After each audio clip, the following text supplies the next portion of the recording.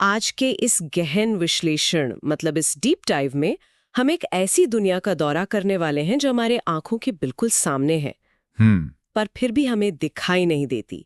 मेरा मतलब है परमाणु और अणु की दुनिया, एटम्स और मॉलिक्यूल्स की दुनिया। हाँ, और ये एक ऐसी दुनिया है जो वाकई बहुत हैरान करने वाली है। बिल्कुल। हमारा स्रोत आज एक बहुत ही विस्तृत वैज्ञानिक दस्तावेज है जो इस बात की बिल्कुल तह तक जाता है कि ये पदार्थ या मैटर आखिर किन चीजों से बना है। और इस चर्चा का मुख्य उद्देश्य भी यही समझना है कि सदियों पुराने जो दार्शनिक विचार थे, मतलब जो फिलोसॉफिकल आइडियाज थे, उन्होंने कैसे आधुनिक रसायन विज्ञान या केमिस्ट्री का रूप लिया और कैसे कुछ मूलभूत नियम इस पूरी सृष्टि के निर्माण को आज भी नियंत्रित करते हैं। चलिए फिर इसको थोड़ा और विस्तार से समझते हैं।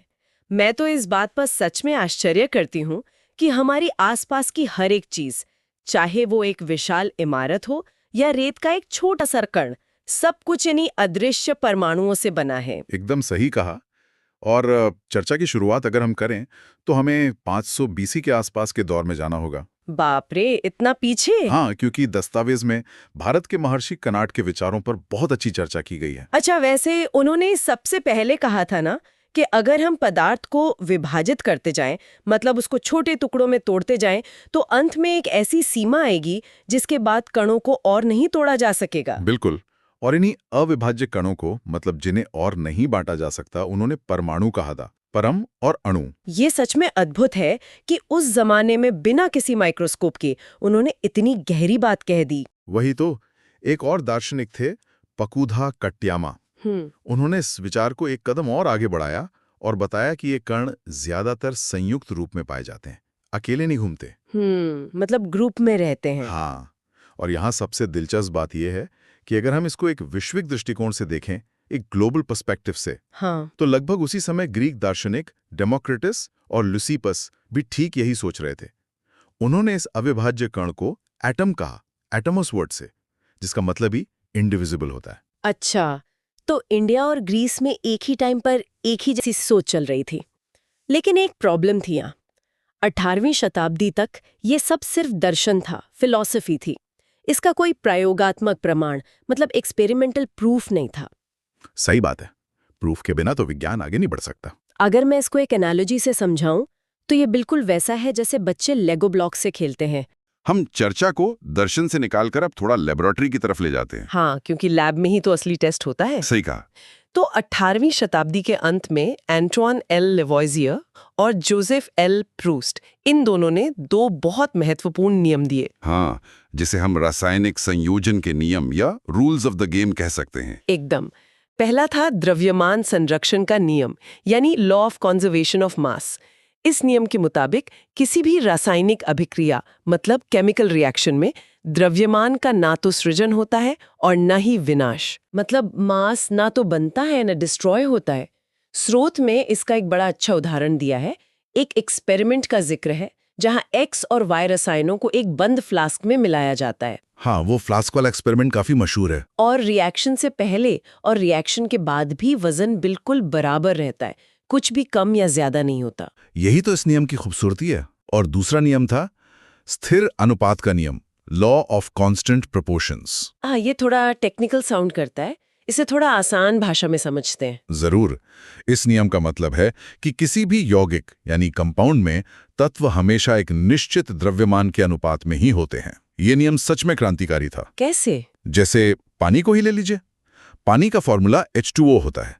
अब पानी का स्रोत चाहे कोई भी हो, कुआं हो, नदी हो या बारिश का पानी हो, उसमें हाइड्रोजन और ऑक्सीजन के द्रव्यमान का अनुपात हमेशा 1 और 8, 1.8 ही रहेगा। अच्छा, हमेशा 1.8। हाँ, और अमोनिया यानी NH3 में नाइट्रोजन और हाइड्रोजन हमेशा 14.3 के अनुपात में ही मिलेंगे। वेट, तो क्या इसका मतलब ये है कि प्रकृति एक बहुत ही स्ट्रिक्ट हलवाई की तरह है? स्ट्रिक्ट हलवाई? हाँ, मतलब जो अपनी रेसिपी में 1 ग्राम भी इधर उधर नहीं करता। अगर रेसिपी बिगड़ी तो क्या पानी नहीं रहेगा? हाँ, बिल्कुल सही पकड़ा आपने। यही स्थिर अनुपात का असली रहस्य है। अगर रेसिपी बदली तो बनने वाली चीज ही बदल जाएगी। बाप रे, नीचे कितनी प्रिसाइज है। लेकिन लेवोजियर और प्राउस्ट ने नियम तो दे दिए। फिर वैज्ञानिकों के सामने अगली समस्या इन नियमों की उचित व्याख्या करने की थी ना, कि आखिर ऐसा होता क्यों है। एकदम सही सवाल। और यही एंट्री होती है जॉन डाल्टन की। उनका सिद्धांत केमिस्ट्री के लिए एक बहुत बड़ा टर्निंग पॉइंट था। हाँ, और मुझे दस्तावेज में उनके जीवन के बारे में पढ़कर काफी हैरानी हुई।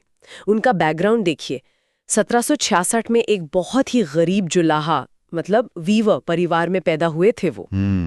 शुरुआती हालात बहुत मुश्किल थे उनके। फिर भी वो पढ़ाने लगे और अंततः एक महान वैज्ञानिक बने।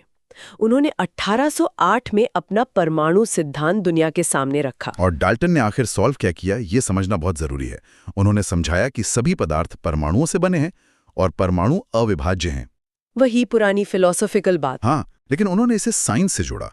उन्होंने कहा कि एक तत्व के सभी परमाणुओं का द्रव्यमान और गुण बिल्कुल समान होते हैं और भिन्न तत्वों के यानी अलग अलग एलिमेंट्स के परमाणु अलग अलग होते हैं। अच्छा, तो अलग एलिमेंट्स के एटम्स अलग होंगे? बिल्कुल।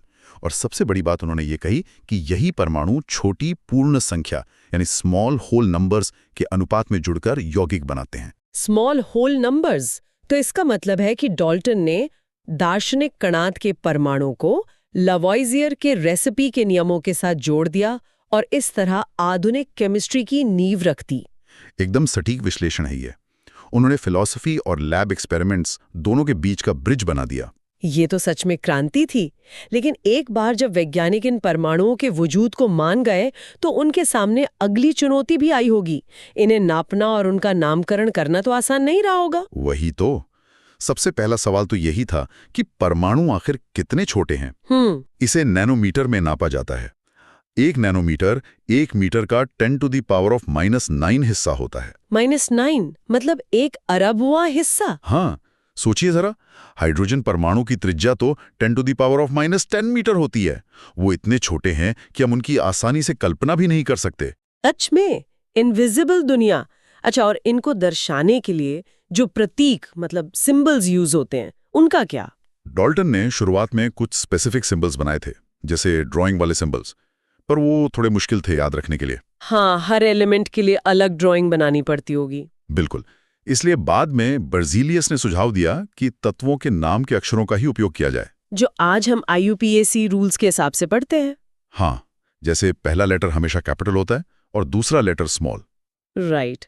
और इनका जो नामकरण हुआ वो चर्चा भी दस्तावेज में बहुत रोचक तरीके से दी गई है। कैसे कुछ नाम उनकी जगह या रंग से आए। सही कहा, जैसे साइप्रस जगह के नाम से कॉपर का नाम पड़ा, और गोल्ड का नाम एक इंग्लिश वर्ड से आया जिसका मतलब पीला रंग होता है। और कुछ नाम तो लैटिन भाषा से आए हैं। पोर्ट कोड्स होते हैं। एयरपोर्ट कोड्स, ये बढ़िया कंपैरिजन है। हाँ ना, दुनिया में कहीं भी जाओ, किसी भी एयरपोर्ट पर जाओ, Na का मतलब सोडियम ही होगा। ठीक वैसे ही जैसे DEL का मतलब दिल्ली होता है। एकदम सही। साइंस की भाषा यूनिवर्सल होती है। अब आकार और नाम की बात तो हो गई, पर एक बड़ी चुनौती अभी भी बची थी, परमाणु द्रव्यमान यानी एटॉमिक मास को मापना। वो कैसे किया उन्होंने? परमाणु तो इतना छोटा है, उसे किसी आम तराजू पर तो तोल नहीं सकते। यही तो ट्विस्ट है। पहले ऑक्सीजन के 116वें हिस्से को इकाई माना गया था, पर 1961 में एक बड़ा बदलाव आया। क्या बदलाव? कार्बन 12 समस्थानिक यानी उसके आइसोटोप को मानक यानी स्टैंडर्ड मान लिया गया। कार्बन 12 के 112वें हिस्से को, इसको समझना थोड़ा मुश्किल लगता है। इसे आसान बनाने के लिए दस्तावेज में एक तरबूज मतलब वाटरमेलन की बड़ी बेमिसाल एनालॉजी दी गई है। ओह, तरबूज वाली एनालॉजी। हाँ, वो मुझे याद है। आप बताना चाहेंगी उसके बारे में? हाँ, जरूर। उसमें बताया है कि सोचिए, एक तरबूज है, उसको हमने मानक यानी स्टैंडर्ड मान लिया। फिर उस तरबूज के बिल्कुल 12 बराबर टुकड़े किए। ठीक। अब उस 12 टुकड़ों में से एक टुकड़े का वजन हमने 1 यूनिट मान लिया और उसको मानक बनाकर बाकी फलों को तोला। यही रिलेटिव एटॉमिक मास है ना? एकदम परफेक्ट। कार्बन 12 वो पूरा तरबूज है और उसका एक टुकड़ा 1 एटॉमिक मास यूनिट है। बाकी सभी तत्वों को उसी टुकड़े के कंपैरिजन में तोला जाता है। वाह, साइंस ने क्या तरीका निकाला। लेकिन एक और बात, स्रोत मटेरियल बहुत सफाई से बताता है। कौन सी बात? कि ज्यादातर परमाणु अकेले जिंदा नहीं रह सकते। उन्हें अकेलेपन से डर लगता है, ऐसा समझ लीजिए। अच्छा, तो वो क्या करते हैं? वो रिश्ते बनाते हैं। पर यहीं पर अणु यानी मॉलिक्यूल्स और आयंस की बात आती है। राइट, अकेलेपन से जुड़ाव तक का सफर। तो कुछ एलिमेंट्स के मॉलिक्यूल्स होते हैं जो अकेले रहते हैं, जैसे आर्गन और हीलियम। हाँ, पर वो एक्सेप्शन है। ज्यादातर जोड़े बनाते हैं। जैसे ऑक्सीजन हमेशा O2 के फॉर्म में होता है। इसे द्विपरमाणु कहते हैं। और अगर 3 जुड़ जाएं तो ओजोन यानी O3 बन जाता है। सही बात है। इसे उनकी परमाणुकता या एटॉमिसिटी कहते हैं। फास्फोरस, जिसे P4 लिखते हैं, और सल्फर S8, ये तो और भी बड़े समूह बनाते हैं। मतलब ग्रुप में घूमते हैं। और ये तो हुई तत्वों की बात।